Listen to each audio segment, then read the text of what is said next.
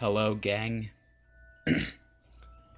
It's the Gare, and I'm here with another weird-ass fucking fanfiction that I discovered while digging around on the internet. And this one's apparently pretty well known, but I've never seen it before. I haven't read through it, so without further ado, I'm gonna read through it and just slap that shit onto YouTube or some shit, I guess. So here we go. Severus Snape, Professor and Lover. Severus Snape was very sad. He was not having many pleasures doing lectures and teaching students anymore. All those adventures happening at Hogwarts sucked the inner life from his bones, and he had nothing more to accomplish. He went to Dumbledore.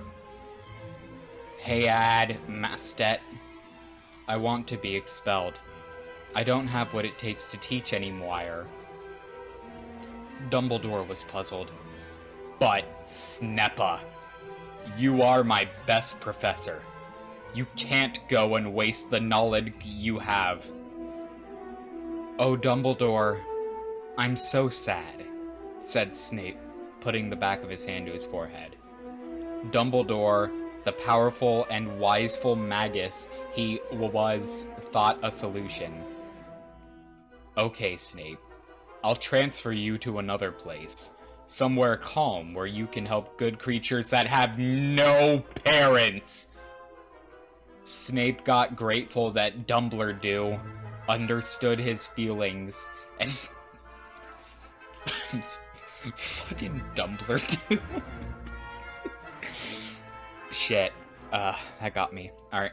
Understood his feelings and pushed him to place less onerous. Ooh, onerous. That's a big boy word. How the fuck can you try and use the word like...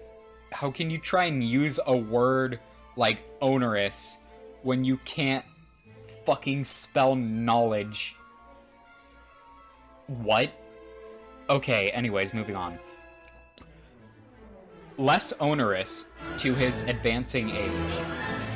Snape took a train and after days finally reached an colorful and wonderful place. It was the Tubby Dome Supertronic. The place of dwee fucking closing bracket ling of his new students. He reached there, and a Periscope welcomed him. "Professor Snape, you arrived. The students waits you in the classroom." Snape was still sad, but his powerful stomach got chills. Because the mystery of novelty approaches his comfort zone. Whoo, boy! Alright, when Snape entered the classroom, 4 colored creatures were seating on the chairs. They said to Snape, "Uh-oh." And Snape smiled, feeling his heart get full of ignominious passion. "Alright, dear students, today you will learn potion making." "No! We want to learn how to be adult!" cried the 4 Teletubbies. They had lived for many long inside that perfect bubble, only experimenting the baby joys of youth. But every day was equal to them. Not really happened at their house and life was boring.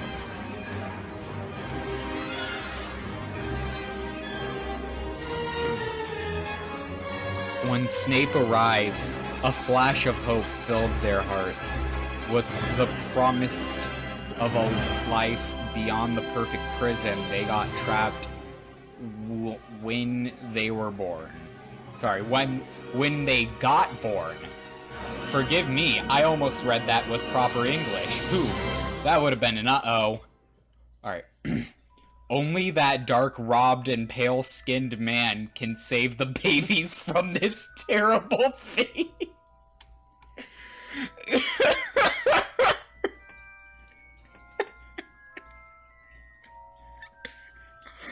But kids, said Severus, I must accomplish the curriculum.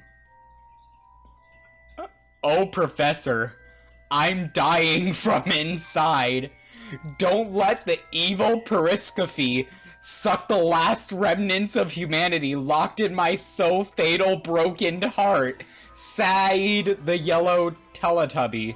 Lala, with a sensitive voice, calling for a strong man to free her mind. Her body.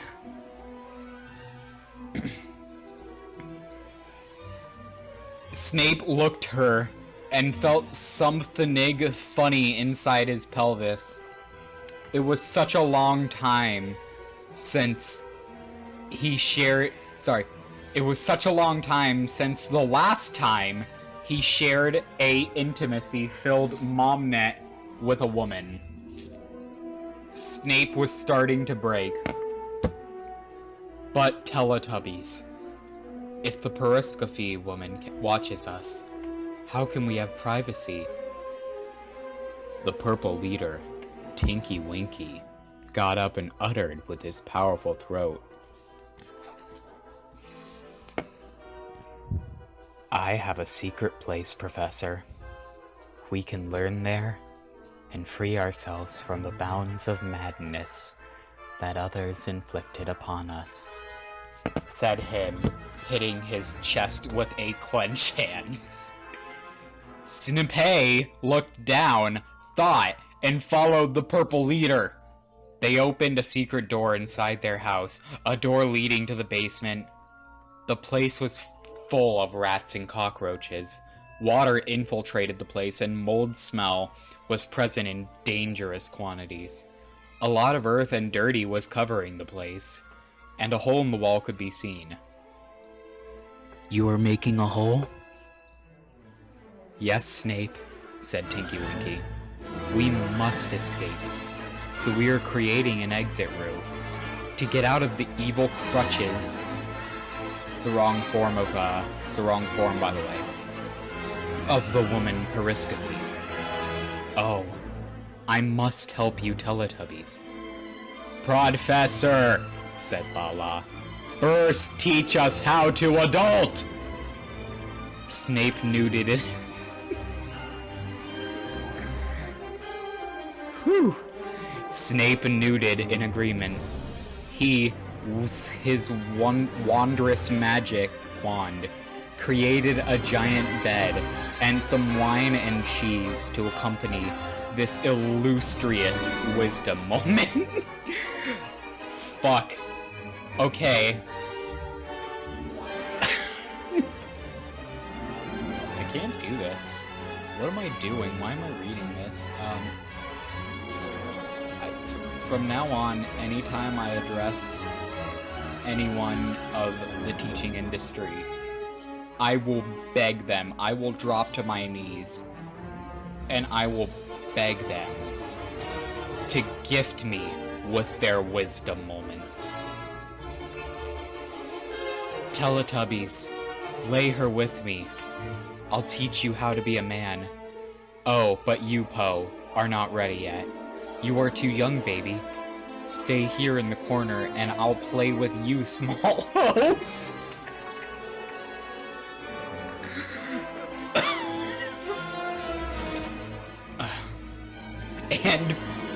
And Pooh got sad, but nevertheless, he did what Snippy wanted, and watched the others while they got teached. So, said Snap, Lala, you make a pair with me. Tinky Winky, you go with Dipsy. Watch me while I play with Lala and mimic my movements. This way you will learn. Snape then got on his nest and looked at the Lady Lala. She was sweating a bit. Don't be afraid, small yellow girl. Just spread your legs!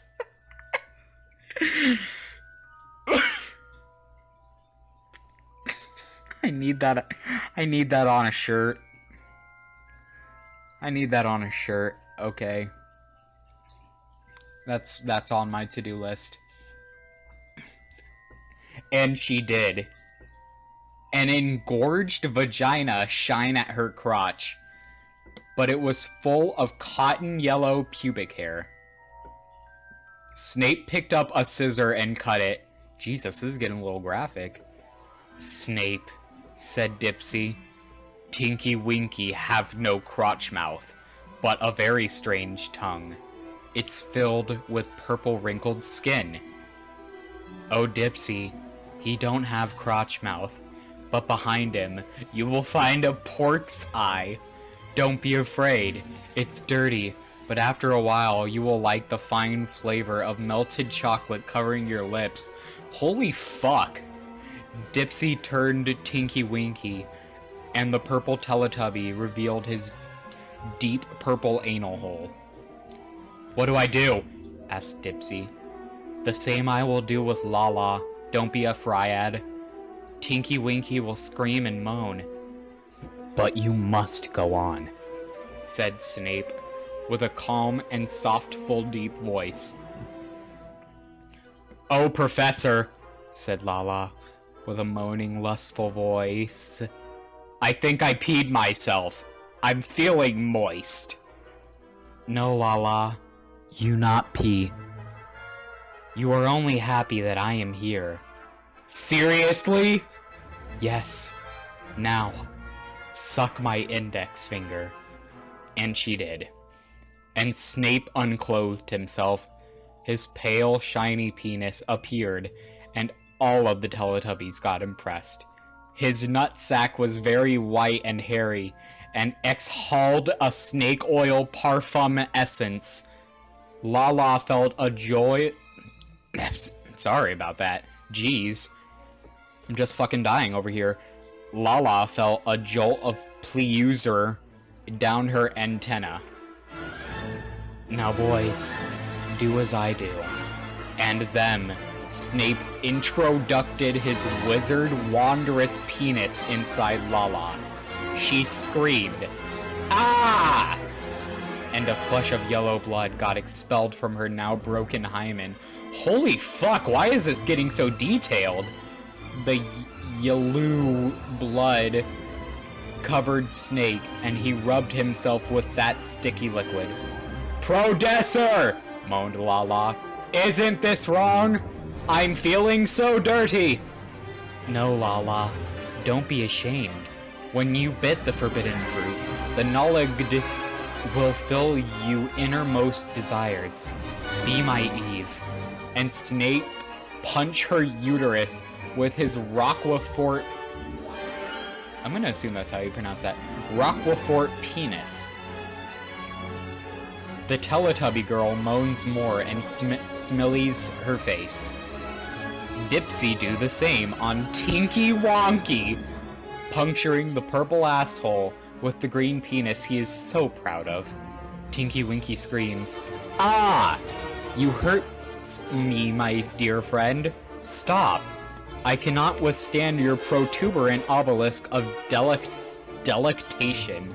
I don't think that's what any form of the word delectable is for."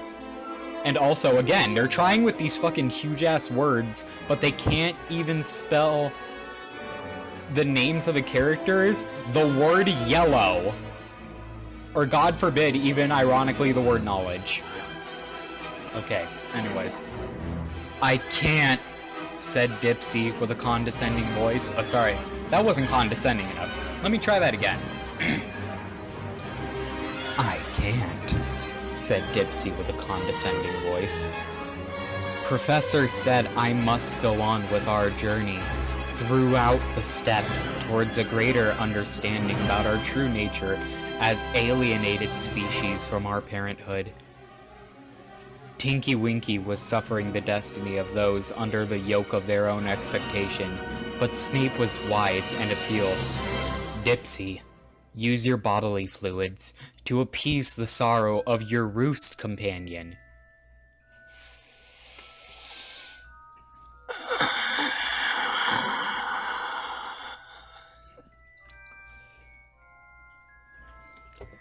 Dipsy then spit on his hand, and an immense gob of putrid mucus, Jesus fucking Christ. It was green as his body and full of dancing crawlers that were enjoying the hot abode that was his nostrils. Dipsy covered his fluffy hard penis with it and penetrated Tinky Winky again. This time, the purple one enjoyed. Oh! Sorry, that is exactly what it looked like, so I just had to fucking immediately assume the French accent.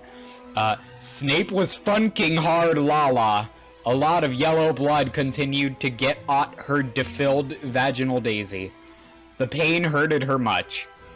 Professor, it aches my skin and negates the maturation you unleash inside my sacred womb.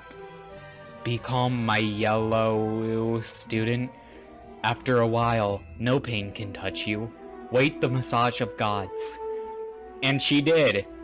After a while, the orgasm started. She had multiple ones.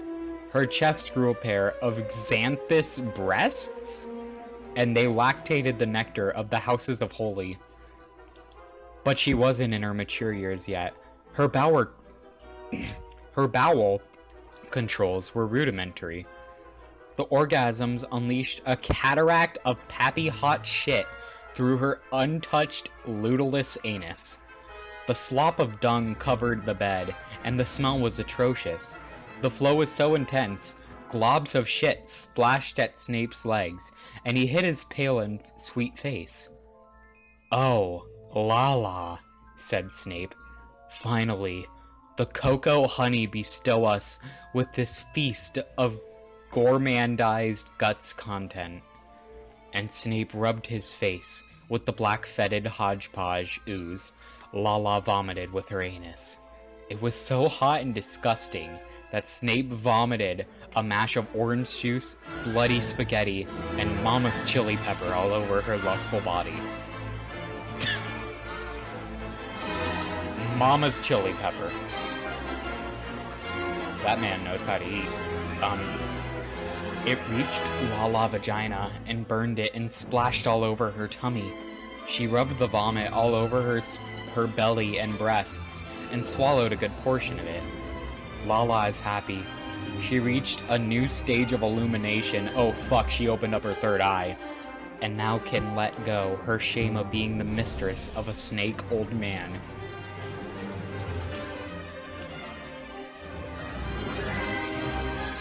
I'm only about maybe a little more than halfway through this, if anyone's already done with this story.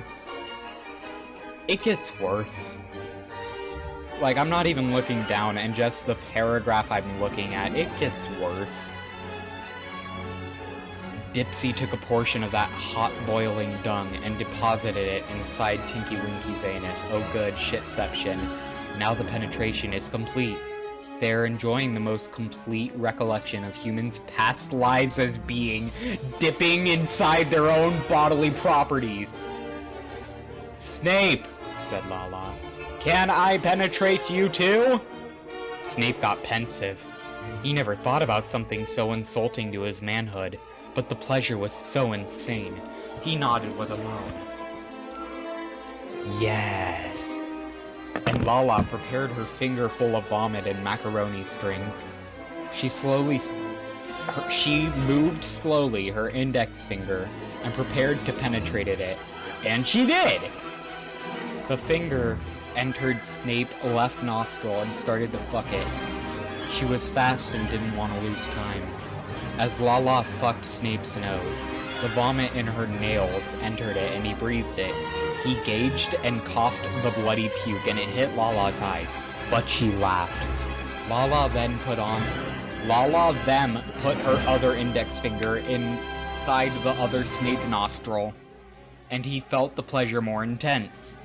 Lala's tits lactated like no other in the world, like a fountain of milk and passionate dung.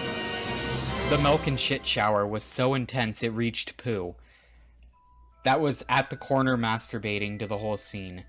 He drank the shitty-covered milk and peed himself in pleasure. Even a small Teletubby had the right to feel the magnificent joy of the motherly nourishment coming from his sister's breast. Now Snape is ready to come. He grabs his penis and felt the throbbing coming. And then, the cumtastic delight goes out of his powerful snake hose and fills Lala's small vagina with a gorgeous and thunder-striking goo that overflows her and washed the last pureness that yellow and sexy body had one day. She comes too. She is a complete a yellow and tasty alien woman girl with a nice and soft cotton breast.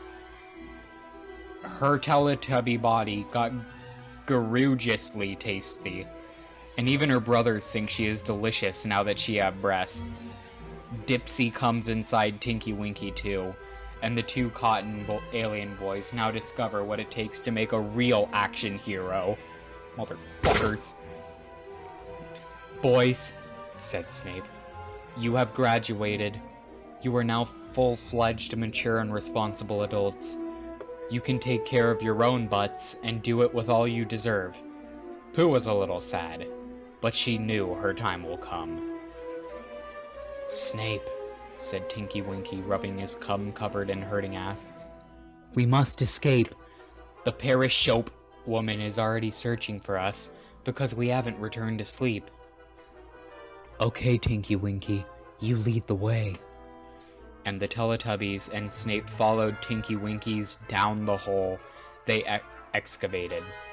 Wow, I'm proud of them. They spelled excavated properly. The cave was very dark and long, but Snape used his wand to illuminate the way.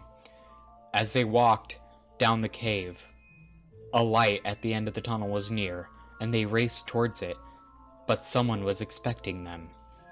A figure was facing the cave, with his back turned against the light out of the tunnel. You shall not pass. Who are you? Asked Jed Snape. I'm very disappointed with you, Snape. I thought you had a rocky shadow heart, but it seems I'm wrong. It was a mistake sending you here to placate these little rainbow bastards. A mistake I'm going to correct. Wait, I know that voice. It's and them. The figure emerges from the light. Create a flowing flame around him, and his face is revealed. It's Dumbledore! No, you, shouted Snape. Yes, me, shouted Dumbledore. What do you want with the Teletubbies? Oh, don't you know? They're Death Eaters, Snape, and we must kill them. Death Eaters? That's impossible. No, said Tinky Winky. It's true. We worked to Voldemort.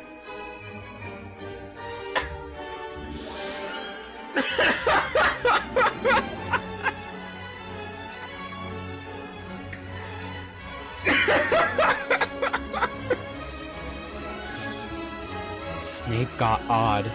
No. Why?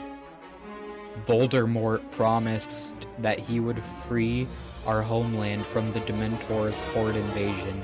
But as we worked for him and infiltrated inside Hogwarts, Dumbledore caught us. Now he absorbs our energies to fuel his mecha bulldozer that— Shut the fuck up, cried Dumbledore. You will now die! No, I will not permit, said Snape. He created a strong bond with these aliens, and he can't let them die, even if they are working for the enemy. So, said Dumbledore, you will die too. And Dumbledore invoked the killing spiel from his wand, but then Yinky Winky, from the bottom of his purse, pulled out a Colt 45 revolver and shoot Dumbledore, but the wizard deflected the bullet. Ha! You cannot kill me! Snape, go! Save the Teletubbies! I'll buy you time, cried Tickety Winky. No! Shout Lala. We can't let you die here! But you must. Or he will kill us all, and no one can save our homeland. And the Tinky Winky advanced in the Dumbledore's direction, shooting rapid bullets at him with a semi-automatic handgun.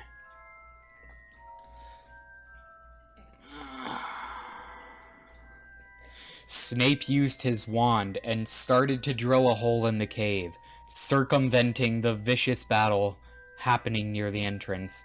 Snape and the Teletubbies managed to drill out another hole some feet from the confrontation and got out of the cave. They raced away from it, and at some distance, they saw Tinky Winky shooting Dumbledore. "Dumbledore!" cried Tinky Wink. He picked a hand grenade, pulled the pin, threw it at Dumbledore and shout, "Die, bastard!" "No!" And the cave exploded, launching debris all over the place. "Fast, Teletubbies," said Snape. "Hide!" And they did. A lot of rock fell from the sky and fumes and dust covered everywhere. "Tinky Winky!" cried the three Teletubbies, and Lala tried to run and find her purple brother, but Snape prevented. "No, you can't. This place is unstable. We will die staying here," cried Snape, and the earth started to shake. They raced away from the crumbling Tubby Dome Supertronic, avoiding the falling rocks and the Posian flower that attacked them. What the fuck? Why is there's just a random flower in the mix now? What's happening? What's actually happening? After a while, they reached a safe haven. Lala was very sad and crying much. "Why? Why we let him die, Snape?" "Oh, Lala. He saved us, and was his desire that we escaped." "But it is not fair!" I know. And Snape hugged Lala, and the other Teletubbies did it too. Now, these four heroes must find a way to save the Teletubby planet from the horde of Dementors that are trying to invade and conquer the place, slaving all of the minions of Teletubby inhabitants. Who is behind all of this? Is Voldemort involved? And Snape? And Lala? Will they be together till the end? Snape says, "Lala, I promise we will avenge your brother." The end?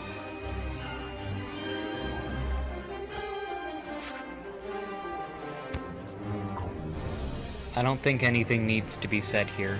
I'm gonna go shit out my intestines. Bye.